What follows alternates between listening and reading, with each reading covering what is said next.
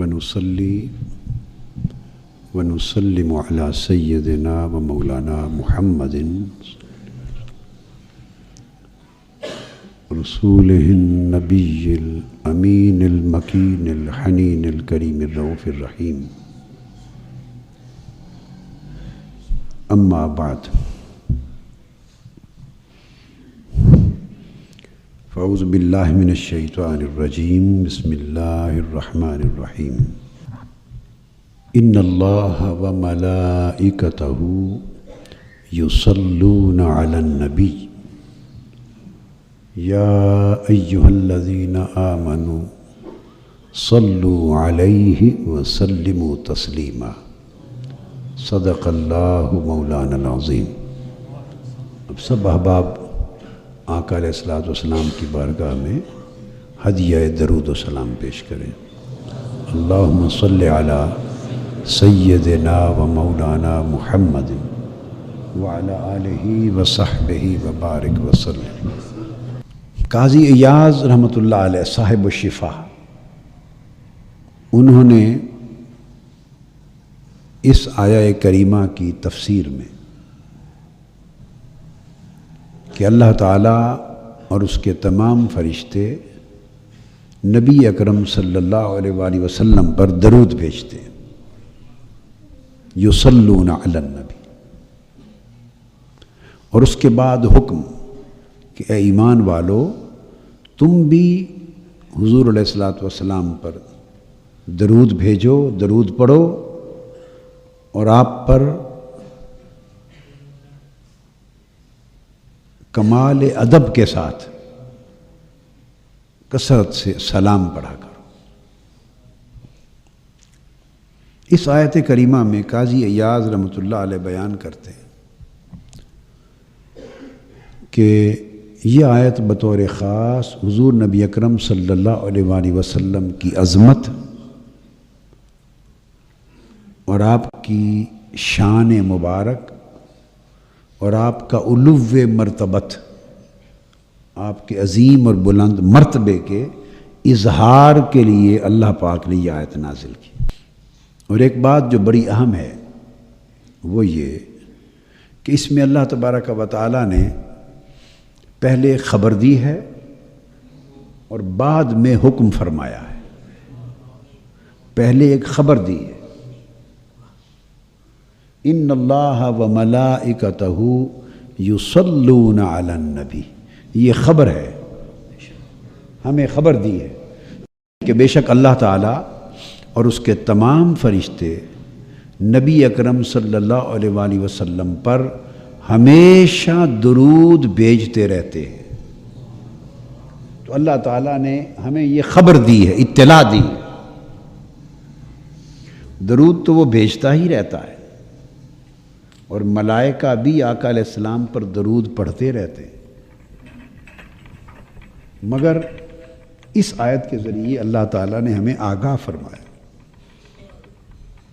اطلاع دی، اور آگاہ فرما کر اطلاع دے کر اپنا عمل اور ملائکہ کا عمل بیان کرنے کے بعد اب امر فرمایا، ہمیں حکم دیا ہے کہ ایمان والو تم بھی حضور علیہ الصلوۃ والسلام پر درود پڑھا کرو اور کثرت کے ساتھ اور کمال ادب کے ساتھ سلام عرض کیا.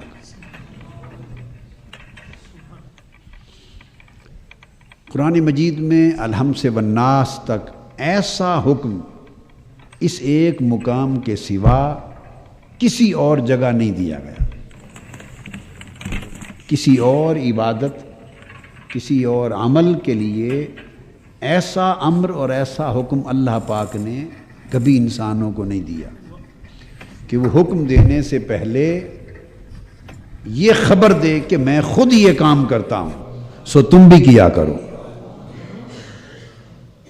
تو پہلی بات یہ ذہن نشین رکھ لیں کہ یہ حضور علیہ الصلوۃ والسلام کا وہ شرف و امتیاز ہے اور آقا علیہ السلام کی وہ خصوصیت ہے اور آقا علیہ السلام کی وہ عظمت ہے کہ اس کی کوئی اور مثال نہ پورے قرآن میں ہے نہ تمام انبیاء علیہ السلام میں سے کسی نبی اور رسول کے بارے میں صادر ہوئی۔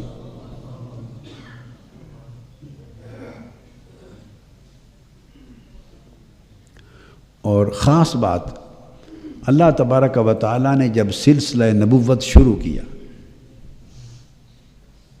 سلسلہ نبوت شروع فرمایا اور آدم علیہ السلام کو دنیا میں بھیجا اور سلسلہ بشریت کو بھی شروع کیا، تو آدم علیہ السلام جب دنیا میں اللہ پاک نے ان کو تخلیق فرما لیا تو عظمت نبوت کے اظہار کے لیے، نبوت کے اکرام کے لیے، ان کی تعظیم کو ظاہر کرنے کے لیے ملائکہ پر اور سب مخلوقات پر ان کی عظمت کو ظاہر کرنے کے لیے اللہ تعالیٰ نے ایک حکم دیا، سب سے پہلا حکم۔ یاد کرو وہ وقت جب آپ کے رب نے ملائکہ کو حکم دیا، کیا؟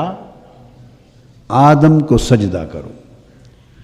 اب جو بات ہے وہ حکم سجدہ بھی تعظیم کے لیے تھا، عبادت کے لیے نہیں تھا،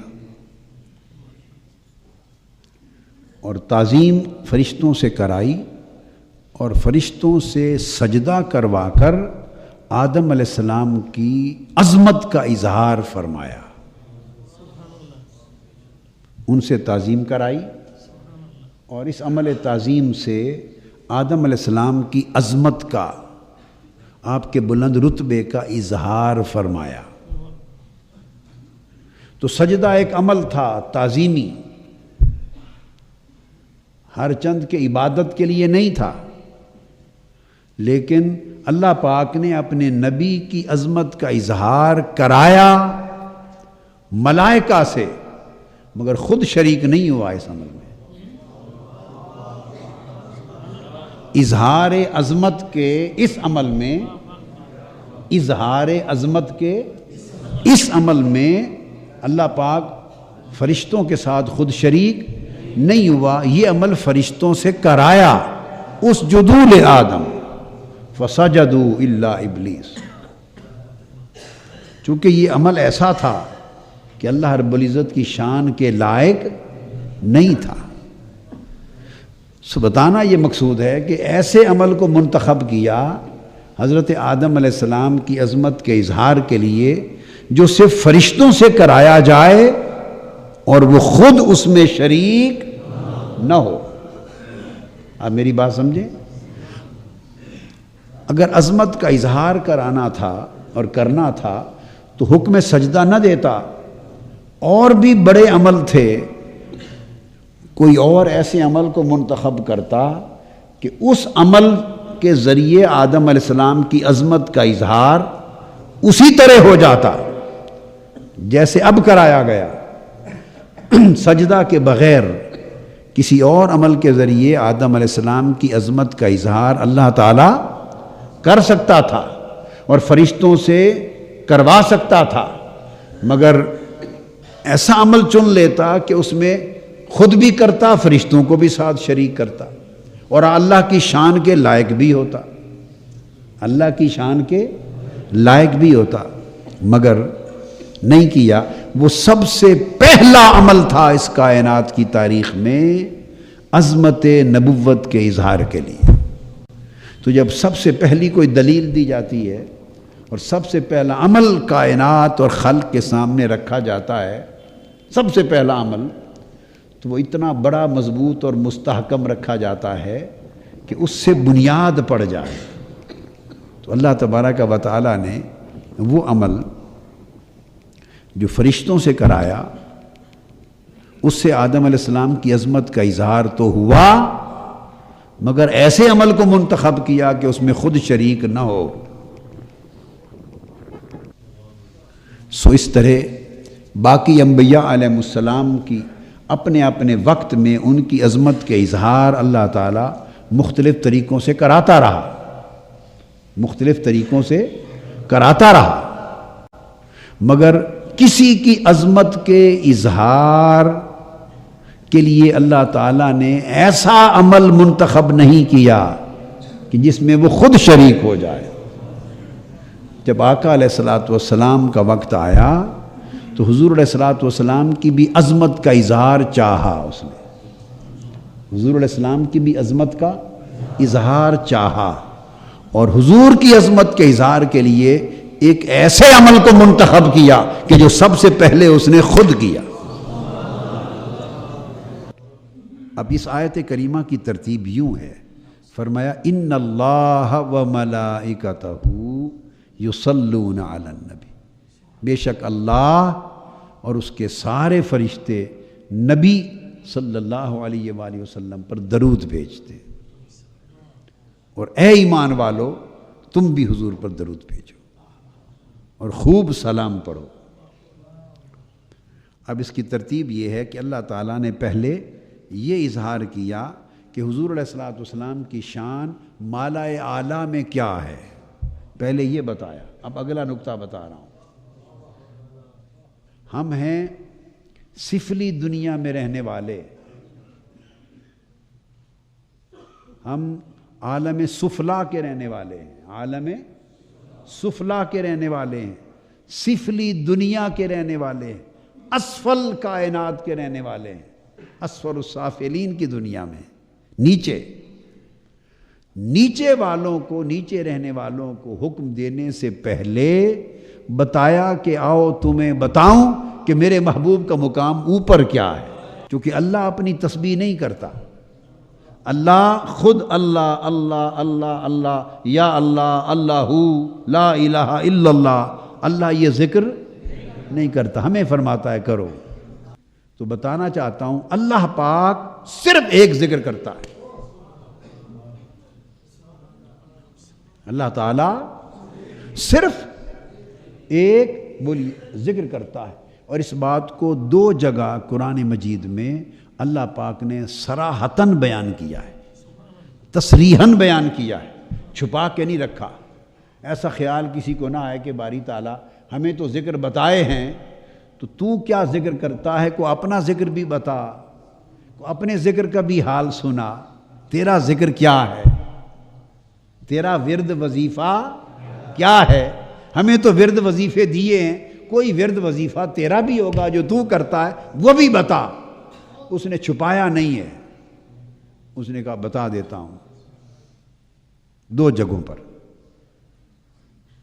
ایک جگہ پہ فرمایا لو سن لو میرا ذکر کیا ہے، وَرَفَعْنَا لَكَ ذِكْرَكَ، ذکرک، محبوب تمہارا ذکر جو کرنا ہے اور تمہارے ذکر کو اونچا کرنا، تمہاری حمد کرنا، تمہاری ثنا کرنا، تمہاری تعریف کرنا، تمہارے گن گانا، تمہارے گن گانا، تمہاری عظمتوں کے چرچے کرنا، تمہاری شان کو بیان کرتے رہنا، تمہاری حمد و ثنا کرتے رہنا، محبوب آپ کے ذکر کو بلند کرتے رہنا، یہ میرا ذکر ہے، یہ میرا ذکر ہے۔ اب وَرَفَعْنَا لَكَ ذِكْرَكَ، اس کا یہ مفہوم کہ یہ میرا ذکر ہے، اس کے اندر اگر ڈوب جائیں تو ایسے لگتا ہے کہ یہ مصرع اللہ کے ذکر پر صادر آتا ہے کہ محمد محمد کریں دے گزر گئی۔ اگلا مصرع اگر نہ پڑھیں، صرف پہلے مصرے تک رہیں تو لگتا ہے یہ ذکر الہی کی بات ہے، اللہ کے ذکر کی، محمد محمد کریں دے گزر گئی۔ وَرَفَعْنَا لَكَ ذِكْرَكَ، محبوب ہم نے آپ کا ذکر آپ کی خاطر بلند کر دیا۔ تو اللہ تعالیٰ ہر لمحہ ہر لحظہ حضور کا ذکر بلند کرتا رہتا ہے، یہ ہے ذکر خدا۔ اور دوسرا مقام فرمایا ان اللہ وملائکتہ یصلون علی النبی، کہ اللہ اور اس کے فرشتے حضور پر درود پڑھتے رہتے ہیں۔ اب لفظ تو آ گیا نا یصلون، حضور پر صلاۃ پڑھتے ہیں۔ اب صلاۃ ہے کیا؟ اس کے بہت سے معنی ہیں، میں بخاری شریف سے، جو صحیح بخاری کی کتاب التفسیر میں امام بخاری نے حضرت ابو العالیہ التابعی، جو حضرت عبداللہ ابن عباس رضی اللہ تعالیٰ عنہ کے شاگرد، جلیل القدر تابعی ہیں، حضرت ابو العالیہ التابعی، ان کی روایت سے امام بخاری نے صحیح بخاری کی کتاب التفسیر میں اس آیت کی شرح کرتے ہوئے جو معنی یصلون علی النبی کا روایت کیا ہے حدیث پاک سے، وہ ایک بیان کر دیتا ہوں۔ تو امام بخاری روایت کرتے ہیں، قال ابو العالیہ صلاۃ اللہ ثناؤہ علیہ عند الملائکہ، معنی بیان کر دیا۔ اور یہ امام بخاری نے روایت کیا حضرت ابو العالیہ تابعی سے، اور معنی بیان کر کے گویا اپنا عقیدہ بتا دیا کہ صلاۃ کا معنی عند امام البخاری کیا ہے۔ فرماتے ہیں کہ اللہ کا حضور کی صلاۃ پڑھنا، درود پڑھنا، اس کا معنی یہ ہے کہ وہ سارے ملائکہ کو اکٹھا کر لیتا ہے۔ اندیت عند الملائکہ، ملائکہ کے سامنے، ملائکہ کے ہجوم میں، اجتماع میں، جیسے یہ ہمارا اجتماع ہے نا، تو اللہ تعالیٰ بھی ایک اجتماع کرتا ہے، جیسے یہ جلسہ نہیں ہمارا اور اجتماع ہوتا ہے۔ تو امام بخاری فرماتے ہیں حضرت ابو العالیہ التابعی کی روایت سے کہ اللہ تعالیٰ کا حضور علیہ السلام پر درود پڑھنا، اس کا معنی ہے ثناؤہ علیہ عند الملائکہ، کہ اللہ تعالیٰ ملائکہ کا اجتماع منعقد کرتا ہے، اور ملائکہ سامعین ہوتے ہیں اور خود خطاب فرماتا ہے۔ کیا؟ ملائکہ حاضرین اور معزز حاضرین ہوتے ہیں۔ ملائکہ کیا ہوتے ہیں؟ معزز حاضرین، معزز سامعین۔ ملائکہ وہ حاضر ہوتے ہیں خطاب سننے کے لیے، اور خطاب کون کرتا ہے؟ خطاب اللہ تعالی، خطاب اللہ کرتا ہے۔ اور خطاب کا موضوع کیا ہوتا ہے؟ حضور کی حمد و ثنا۔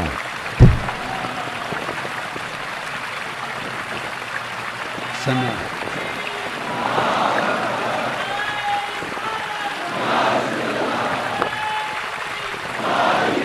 آقا علیہ السلام کی حمد و ثنا، حضور علیہ السلام کی تعریف، حضور کی شان بیان کرنا۔ اب حضور کی شان بیان کرتا ہے اپنی شان کے لائق، جیسی وہ بیان کر سکتا ہے۔ ہمیں کیا معلوم کہ حضور کی شان کیا ہے اور کیسے بیان کرنی ہے؟ حضور کی شان وہی جانے جس نے وہ شان دی ہے، جس نے حضور کو اس شان سے نوازا ہے، اسے ہی معلوم ہے نا کہ میں نے کیا شان دی ہے اور کیا کہنا ہے۔ ہم تو ایسے بس جو کچھ ہماری سمجھ میں آیا ہم تو وہی کہتے ہیں نا۔ وہ شان دینے والا، اسے معلوم ہے شان کیا ہے اور کہنا کیا ہے۔ تو جب وہ حضور کی شان بیان کرتا ہے، اس کو دوسرے مقام پر رفعت ذکر کہتا ہے کہ محبوب ہم آپ کا ذکر بلند کرتے رہتے ہیں۔ تو جب اللہ شان بیان کرے گا تو شان ہر لفظ سے بلند ہی ہوگی نا۔ اللہ ہر لفظ جو بولے گا حضور کی شان بیان کرنے میں، حضور کی ثنا میں، تو حضور کی شان لمحہ بلمحہ بلند ہوگی۔ تو چونکہ بلند ہوگی اس لیے فرمایا وَرَفَعْنَا لَكَ ذِكْرَكَ، اور ملائکہ کے سامنے اللہ تعالیٰ حضور علیہ السلام کی حمد و ثنا کرتا ہے، شان بیان کرتا ہے۔ تو امام بخاری حضرت ابو العالیہ التابعی کی روایت سے بیان کرتے ہیں کہ ملائکہ کے اجتماع میں اللہ تعالیٰ کا حضور کی شان بیان کرنا، یہ معنی ہے ان اللہ و ملائکتہ یصلون علی النبی۔ یہ ہے درود پڑھنے کا معنی، اللہ یہ درود پڑھتا ہے حضور۔ اور وہاں بس ایک ہی جلسہ ہوتا ہے، جلسہ شان مصطفیٰ، اجتماع شان مصطفیٰ، اجتماع ثناء مصطفیٰ، اجتماع ذکر مصطفیٰ، اجتماع رفعت مصطفیٰ، اجتماع عظمت مصطفیٰ، اجتماع منزلت مصطفیٰ، بس۔ اور وہاں ایک ہی خطیب ہے، کسی اور خطیب کی مجال نہیں کہ دم مارے۔ اور وہ خطیب خود خدا ہے، اور سامعین کل ملائکہ ہے۔ خطیب بھی ایک، ہمیشہ موضوع بھی ایک، ثناء مصطفیٰ، حمد مصطفیٰ۔ چونکہ اسے معلوم تھا کہ میں نے قیامت تک فرشتوں کے اجتماع ہمہ وقت کر کر کے مصطفیٰ کی شان ہی بیان کرتے رہنا ہے، اور مصطفیٰ کی حمد، تعریف، حمد بیان کرتے رہنا ہے۔ معلوم تھا کہ منصوبہ کیا ہے، کیا کرنے والا ہوں، لہذا پہلے ہی اس نے نام رکھ دیا محمد، وہ ذات جس کی بار بار تعریف کی جائے اور بے حد و حساب حمد کی جائے۔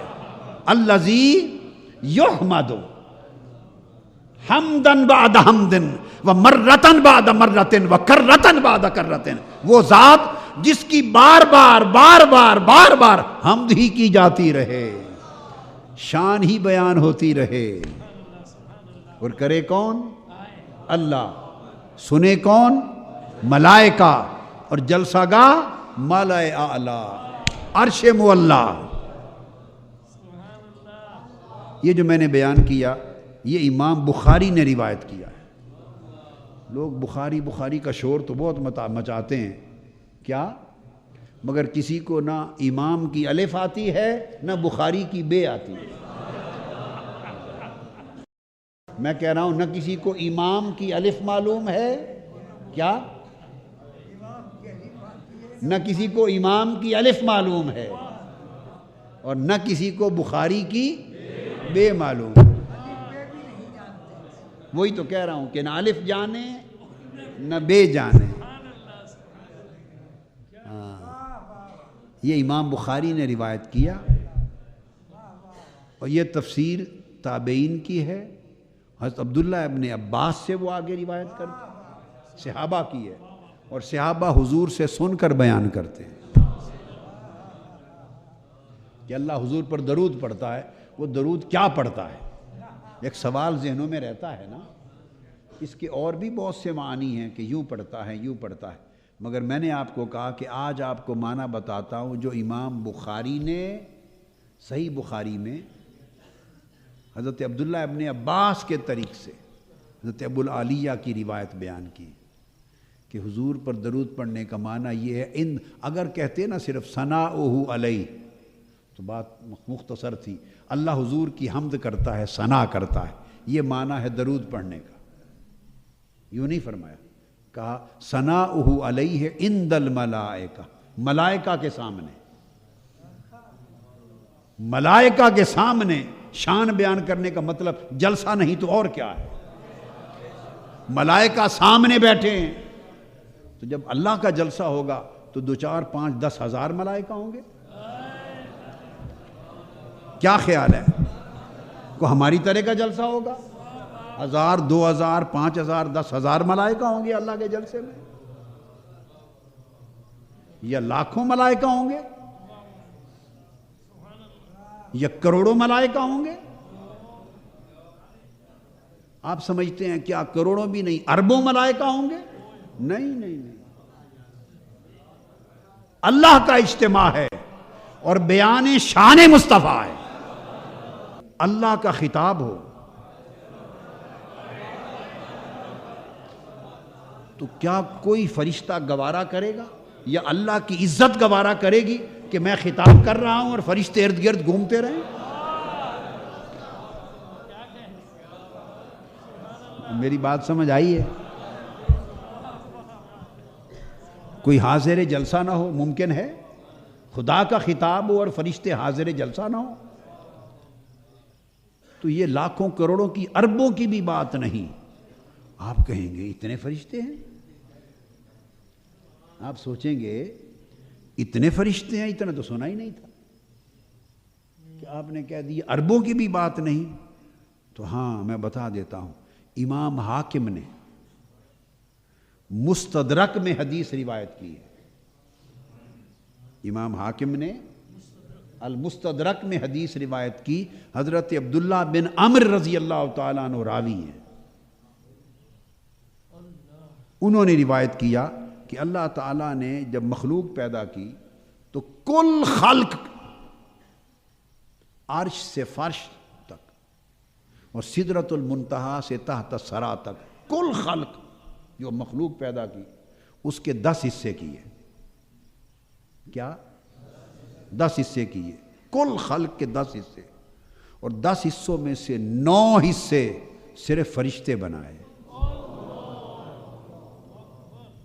کل مخلوق کے 10 حصے ہوں اگر عرش سے فرش تک، تو 10 حصوں میں 9 حصے تعداد صرف ملائکہ کی ہے، فرشتوں کی ہے، اور باقی بچا ایک حصہ. اس ایک حصے میں کل مخلوق ہے. اس میں انسان بھی ہیں، جنات بھی ہیں، چرند بھی ہیں، پرند بھی ہیں، نباتات بھی ہیں، جمادات بھی ہیں، حیوانات بھی ہیں. کل مخلوق باقی جتنی ہے جن و انس سمیت وہ سب ایک حصے کا آگے ٹکڑا ہے، جتنے جتنے اس میں سما جائیں. اور انسان تو اس ساری کائنات میں صرف زمین پر رہتا ہے، اور زمین اتنی بھی نہیں ہے ساری کائنات میں. یہ تو نظام شمسی کا ایک چھوٹا سا سیارہ ہے، زمین ایک سیارہ ہے، اور یہ کل نظام شمسی جیسے کروڑوں اربوں نظام اس کائنات میں ہے.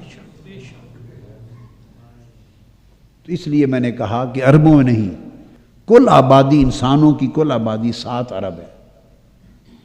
تو 7 ارب ہیں انسان، پھر جنات، پھر حیوان، پھر سمندر کی مچھلیاں اور دیگر مخلوقات دریاؤں کی، پھر جمادات، پھر نباتات، پھر پرندے، پھر چرند، پھر پرند، پھر حیوان، پھر بہائم، پھر کیڑے مکوڑے، پھر جنات، نباتات، پھر جمادات. الغرض ساری مخلوقات کو پھر گنتے چلے جائیں، یہ ساری مخلوق انسان سمیت مل کر ایک حصہ بنے گا، اور 9 حصے ملائکہ ہیں. تو میں نے صحیح کہا کہ نہیں؟ کہ کیا خیال ہے اربوں میں ہوں گے؟ وہاں تو کھرب ہا کی گنتی بھی پیچھے رہ جائے گی، کم ہے. لہذا اس کا عدد اور اس کا شمار ممکن نہیں. میں نے صرف ایک حدیث پاک کی روشنی سے آپ کو ایک نکتہ بتا دیا. اور ایک حدیث پاک ہے، اس حدیث میں آقا علیہ السلام نے فرمایا، سیدنا عثمان غنی رضی اللہ تعالیٰ عنہ نے پوچھا کہ یا رسول اللہ، ملائکہ جو انسانوں کے ساتھ موکل ہے، جو انسانوں کے ساتھ مقرر ہے، ان کی تعداد کیا ہوتی ہے؟ آقا نے فرمایا، ہر ایک انسان کے ساتھ 10 فرشتے صبح اور 10 فرشتے شام کو مقرر ہوتے ہیں. تو اب انسانوں اور فرشتوں کی تعداد کا اندازہ لگانا ہو تو 20 فرشتے تو آپ میں سے ہر ایک انسان کے ساتھ مقرر ہیں. تو تعداد ابھی 20 گنا تو یہی ہو گئی نا. تو 6 ارب انسان ہیں کل، یا 7 ارب، اس کو ضرب دے دیں 20 سے، ہر انسان کے ساتھ 20 ملائکہ مقرر ہیں. ان کی الگ الگ ڈیوٹیز ہیں، 10 صبح اور 10 شام. ڈیوٹیز الگ ہیں، یہ نہیں کہ خدمت پہ لگے ہوئے ہیں، سارے الگ الگ ڈیوٹیز ہیں. حساب و کتاب بھی لکھ رہے ہیں، اعمال بھی لکھ رہے ہیں، دیگر معاملات بھی ہیں. تو عرض کرنا مقصود یہ تھا کہ اتنی تعداد ہے ملائکہ کی. اب بات وہاں آ گئی کہ ملائکہ بے حد و حساب، خربوں سے بھی بڑھ کر. تو اللہ پاک اجلاس، جلسہ منعقد کرتا ہے. ملائکہ عند الملائکہ، ملائکہ سامنے ہوتے ہیں، اللہ کے سامنے ہوتے ہیں. وہ خطیب ہوتا ہے، وَثَنَاؤُهُ عَلَيْهِ، اور اس اجتماع میں اپنے خطاب میں حضور کی حمد و ثنا کرتا ہے. اللہ تبارک و تعالی اس درود پاک کے طفیل ہماری دنیا اور آخرت